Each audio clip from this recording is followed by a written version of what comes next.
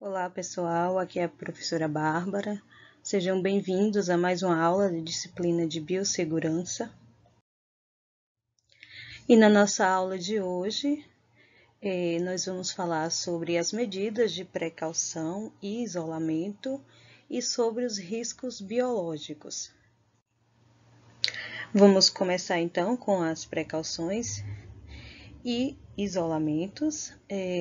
Essas medidas elas servem como barreiras para evitar que o profissional ele se contamine com agentes biológicos no seu ambiente de trabalho, certo? Então, como vocês podem ver aqui na imagem, nós temos algumas medidas de precaução, como a lavagem das mãos, uso do avental, uso de máscara cirúrgica, luvas, óculos de proteção e etc. Vamos ver então um pouco da história dessas medidas de precaução e isolamento e depois nós vamos falar sobre cada uma de forma mais específica. Então, as medidas de precaução e isolamento baseadas na transmissão, elas ocorrem desde a época antiga. Só que, claro que hoje em dia é um sistema mais organizado, mais específico para cada tipo de doença do que antigamente. Nós podemos ver aqui nessa imagem um isolamento de pessoas com lepra, certo? Esse tipo de isolamento, ele era praticado desde os tempos antigos, nos séculos passados antes de Cristo. Então, pessoas com lepra, que é o nome popular da hanseníase, que nós até já estudamos na disciplina de microbiologia e parasitologia, que é uma doença altamente contagiosa, transmitida por uma bactéria, certo? E antigamente não tinha antibiótico, então essa doença ela não tinha cura.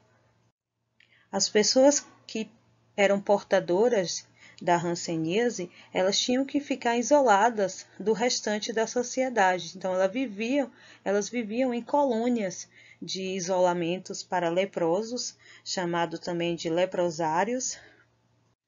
E no Brasil possuíam vários leprosários distribuídos entre os estados, tendo uma maior concentração no estado de São Paulo, certo? Então, os bebês que nasciam de pais doentes, mães leprosas, eles tinham que ser afastados dos seus pais, eles eram mandados para creches, orfanatos, para serem cuidados pelo estado. Então, eram medidas de isolamento não tão eficientes como as de hoje, certo? Mas, como vocês podem ver, esse tipo de isolamento ele já ocorre desde a época antiga, certo? Então, aqui nessa imagem podemos ver esses bebês sendo separados dos seus pais. Nessa outra aqui temos um refeitório de pessoas leprosas que habitavam nas colônias de leprosos, e aqui nós temos um leprosário na cidade de Miroeira, no estado de Pernambuco, certo? O procedimento de quarentena, ele começou a ser praticado no século XIV, principalmente após ocorrerem os surtos de peste negra, que também conhecida como peste bubônica, certo? Que foi uma pandemia que atingiu principalmente a Europa, certo? Matando milhões de pessoas. Então, os navios que retornavam de portos com um doente em comum, não só de peste negra, mas de outras doenças que podiam ser transmitidas para outras pessoas, eles precisavam submeter-se a um período de 40 dias de isolamento antes desses viajantes terem contato com o restante da população. Esse procedimento de quarentena ele é proveniente da palavra quaranta, que significa em italiano 40, certo? Que significa 40 dias, no caso. Então, você deve ficar de isolamento social durante 40 dias. Na década de 80, com a constatação de transmissão ocupacional de várias doenças transmissíveis, principalmente no ambiente de trabalho da área de saúde, e também na década de 80 foi quando surgiu os casos de AIDS no Brasil, e foi uma epidemia. Então, o que foi que aconteceu? O CDC, que é o Centro de Controle e Prevenção de Doenças, ele publicou as precauções universais que recomendavam o uso de medidas de barreira todas as vezes que houvesse a possibilidade de contato com sangue, secreções e ou fluidos corpóreos. Essas precauções, elas se baseiam, então, no tipo de doença, no tipo de micro-organismo que o paciente possui, e nós vamos ver essas precauções de forma específica e a orientação para cada uma dessas precauções e isolamentos, certo? Então, de acordo com a Anvisa, que é a Agência Nacional de Vigilância Sanitária, foi estabelecido medidas de precaução e isolamento, e a precaução padrão, que é a precaução inicial, ela deve ser seguida para todos os pacientes, independente da suspeita ou não de infecções. Então, assim que o paciente ele chega no ambiente da área de saúde, você deve adotar essas medidas aqui de precaução padrão, porque você ainda não sabe o que é que o paciente tem, se ele está com alguma doença que é transmissível ou não, mas independente de você ter uma suspeita ou não, deve-se adotar essas medidas, certo? Higienização das mãos, que é a lavagem correta das mãos, com água e sabonete, ou você pode friccionar as mãos com álcool a 70%, mas só se as mãos não estiverem visivelmente sujas, porque a sujeira ela acaba protegendo os micro-organismos da ação do álcool, certo? Então, se tiver com sujidade, deve-se lavar as mãos e não passar o álcool. Deve fazer isso antes e após o contato com qualquer paciente, após a remoção das luvas e após o contato com sangue ou secreções. O uso das luvas é apenas quando houver risco de contato com sangue, secreções ou membranas mucosas. Deve-se calçá-las imediatamente antes do contato com o paciente e retirá-las logo após o uso, higienizando as mãos em seguida. O uso de máscara ou avental é somente quando houver risco de contato de sangue ou secreções, para proteção da mucosa de olhos, boca, nariz, roupa e superfícies corporais.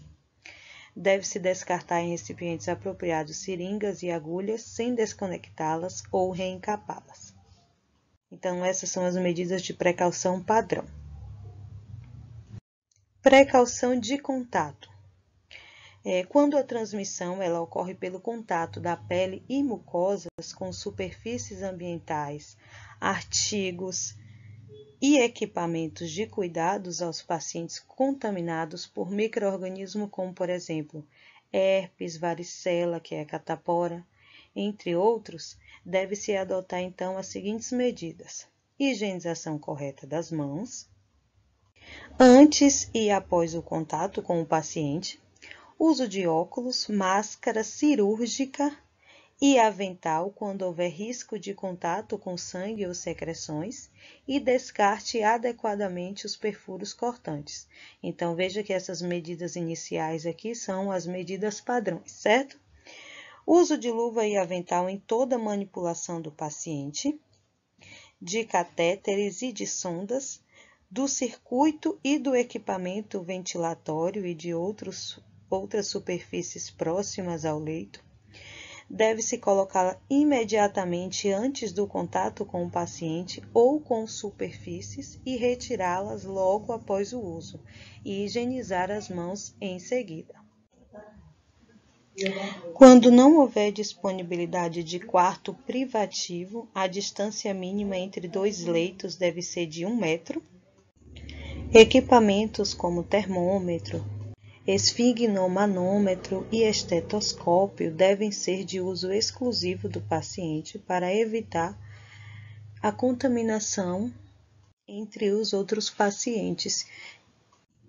Então, essas são as medidas de precaução de contato. Sempre que houver uma doença que é transmitida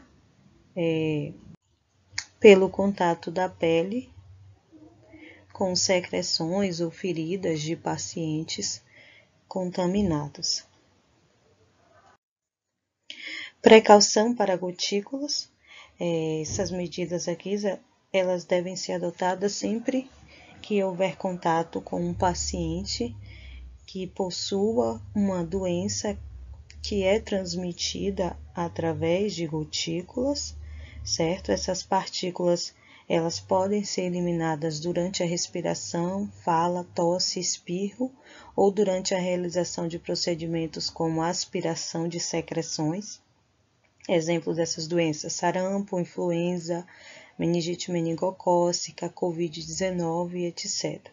Então, deve-se adotar as medidas de precaução padrão, que é a higienização correta das mãos, o uso de óculos, máscaras cirúrgicas e avental, quando houver o risco de contaminação com sangue, e o descarte adequado de perfuros cortantes. Quando não houver disponibilidade de quarto privativo, o paciente ele pode ser internado com outros numa enfermaria, certo? Contanto que eles estejam doentes da mesma doença causada pelo mesmo micro-organismo e que um leito do outro eles tenham uma distância mínima de 1 metro. A transmissão por gotícula geralmente não alcança grandes distâncias, elas ficam presas às superfícies, certo? E não consegue atingir todo o ambiente, como na transmissão por aerossóis, por exemplo. Mas mesmo assim, deve-se manter essa distância de 1 metro de um leito para outro. O transporte do paciente para outros cômodos, para outros quartos, outros compartimentos do hospital ou clínica, ele deve ser evitado. Mas quando necessário, ele deverá usar máscara cirúrgica, que é essa máscara aqui, certo? E o profissional de saúde também deverá usar máscara do tipo cirúrgica. Durante toda a permanência fora do quarto, esse paciente ele tem que estar com essa máscara, ok? Precauções para aerossóis. São medidas utilizadas no tratamento de doentes que possuem infecções que podem ser transmitidas pelo ar. Então, essa transmissão ela ocorre por partículas eliminadas durante a respiração, fala, tosse, espirro, que quando ressecadas essas partículas, elas permanecem suspensas no ar, circulando, podendo permanecer por horas, atingindo outros ambientes. Então, elas não ficam presas às superfícies, elas circulam pelo ar, contaminando outras pessoas através da via respiratória. Então, o exemplo de doenças que são transmitidas por aerossóis é o sarampo, tuberculose, a herpes zoster e etc. O sarampo, nós vimos que ele também é transmitido através de gotículas. Então, quando o paciente está com essa patologia, deve-se adotar precauções por gotículas e por aerossóis.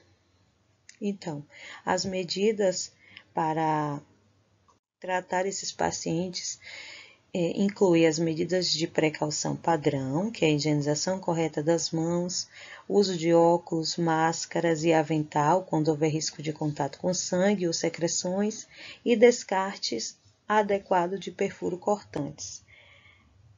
manter sempre a porta do quarto fechada e colocar a máscara N95 antes de entrar no quarto. Então, é essa máscara aqui que o profissional de saúde ele deve adotar no tratamento com esses pacientes.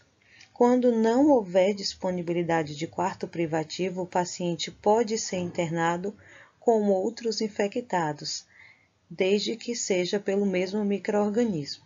Pacientes com suspeita ou confirmação de tuberculose resistente ao tratamento não podem dividir o mesmo quarto com outros pacientes com tuberculose comum, certo?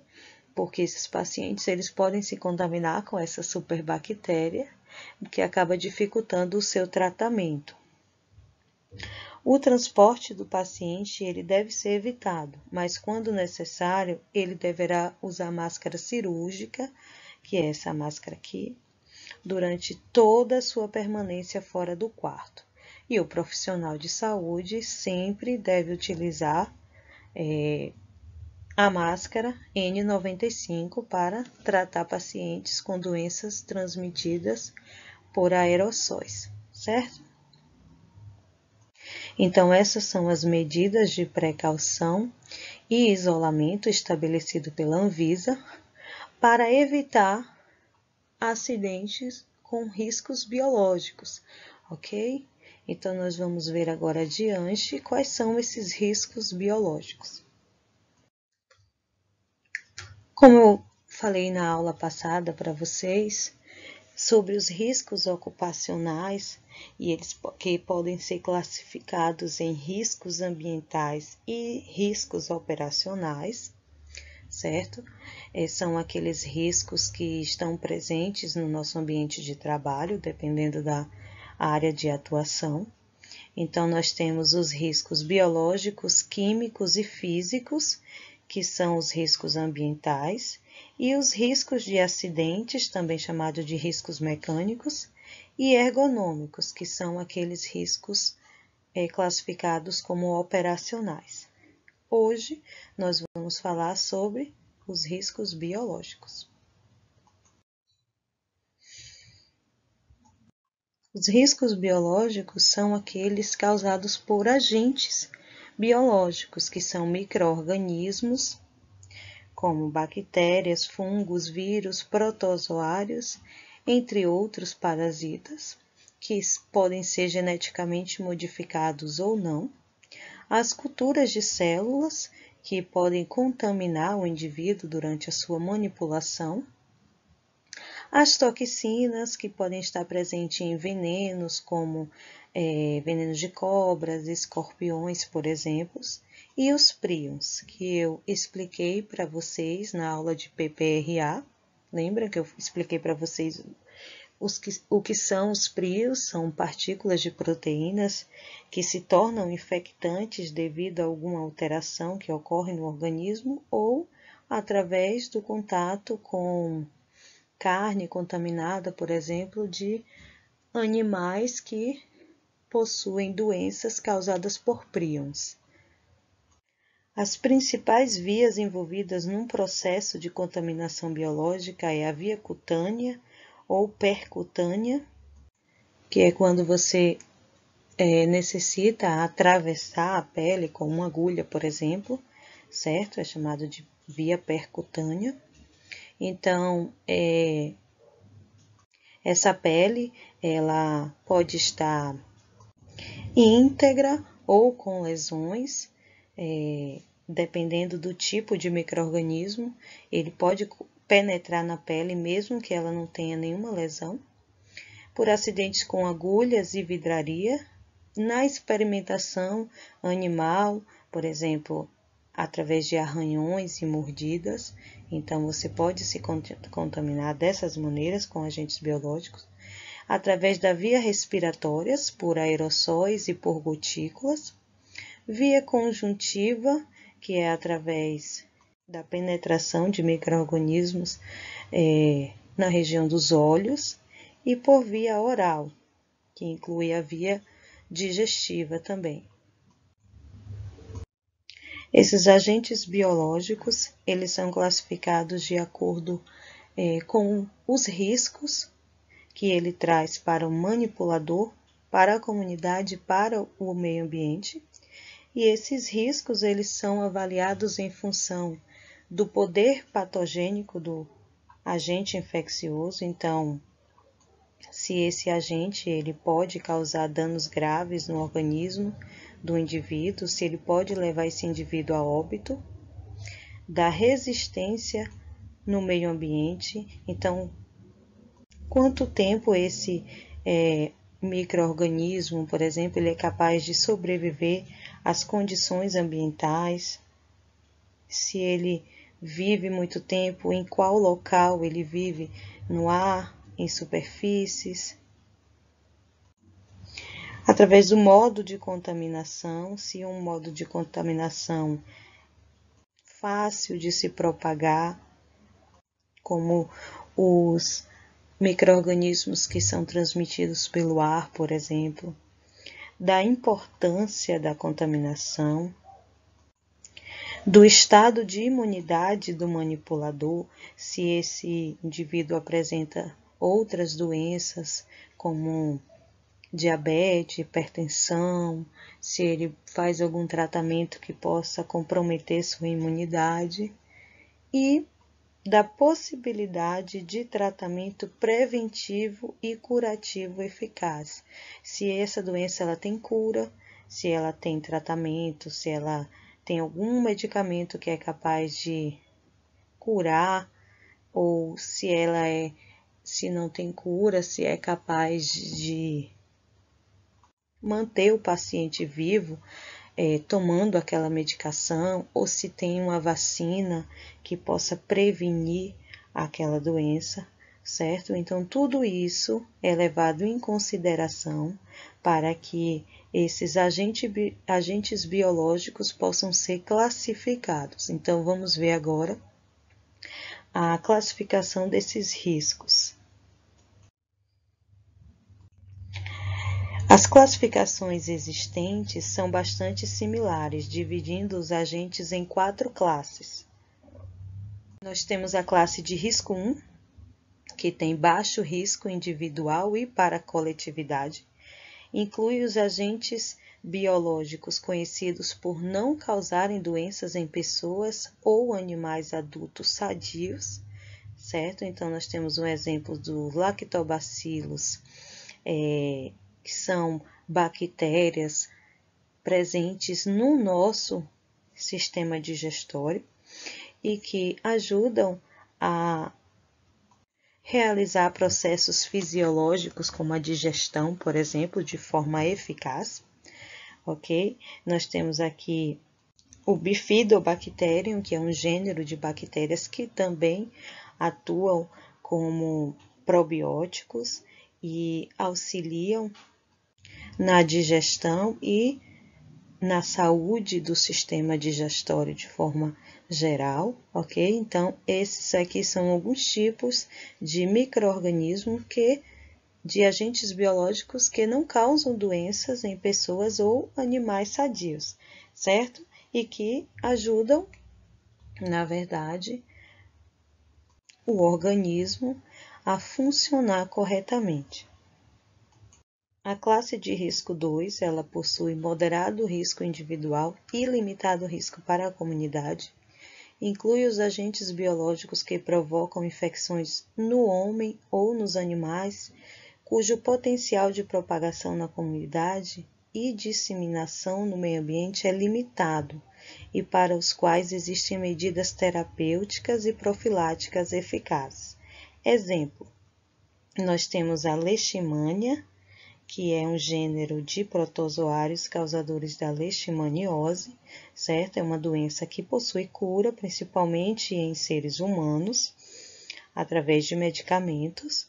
Temos a treponema pálido, que é uma bactéria causadora da sífilis, uma doença que pode ser tratada com o uso de antibióticos, e o vírus do gênero da família Morbillivirus, que é causadora do sarampo, que apesar de possuir uma alta taxa de contaminação e pode ser letal devido às suas complicações, o sarampo ele possui medidas profiláticas eficazes, que é a vacina. Então, a sua disseminação na comunidade ela é baixa hoje em dia devido à vacinação, certo? Classe de risco 3. Alto risco individual e moderado risco para a comunidade. Inclui os agentes biológicos que causam patologias humanas ou animais potencialmente letais, para as quais nem sempre há tratamentos eficazes, mas possuem medidas de prevenção. Representam riscos se disseminados na comunidade e no meio ambiente, podendo ou não se propagar de pessoa para pessoa. Exemplos: Mycobacterium tuberculosis, que é também conhecido como bacilo de Koch, causadora da tuberculose. Nós temos o bacilo anthrax, que é o causador da antrase, é uma doença potencialmente letal, mas, como toda doença bacteriana, ela pode ser tratada com o uso de antibiótico. E temos o HIV, que não tem cura, mas que tem medidas de prevenção que são eficazes, como o uso de preservativos, por exemplo. E existem também um tratamento, que é a base de coquetel, que pode prolongar a vida do paciente, certo? E por último, nós temos a classe de risco 4, que possui alto risco individual e para a comunidade. Esses agentes biológicos eles causam doenças em homens e animais de alta gravidade, com alta capacidade de disseminação na comunidade e no meio ambiente. As medidas de prevenção são limitadas e, na maioria das vezes, não há tratamentos eficazes e possui uma taxa de mortalidade de 90%. Esta classe inclui principalmente os vírus. Nós temos alguns exemplos: o vírus de Marburg, que causa uma febre hemorrágica bastante letal, já teve algumas epidemias. Assim como o vírus Ebola, que também causa uma febre hemorrágica, certo? Esses vírus aqui, eles são da mesma família, ok? São altamente letais. Temos o vírus causador da varíola, que teve uma epidemia mortal e que foi contida com a vacina que foi produzida, certo? E então essa doença ela foi erradicada devido à vacina. Então nós temos aqui alguns exemplos dessa classe de risco 4. Como vocês viram, então, esses agentes biológicos, eles são classificados de acordo com todos aqueles critérios que nós vimos lá no início do slide sobre classificações, certo? E nós vamos finalizar a nossa aula de hoje aqui nessa parte, porque é um conteúdo um pouco extenso de agente biológico, e já que nós falamos também sobre as precauções e isolamentos, acabou que a aula ficou um pouco grande, certo?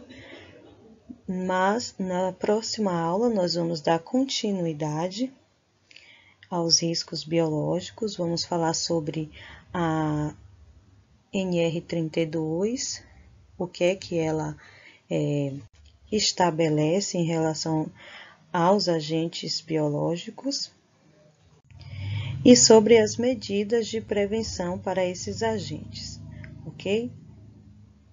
Fiquem com Deus, um abraço e até a próxima aula.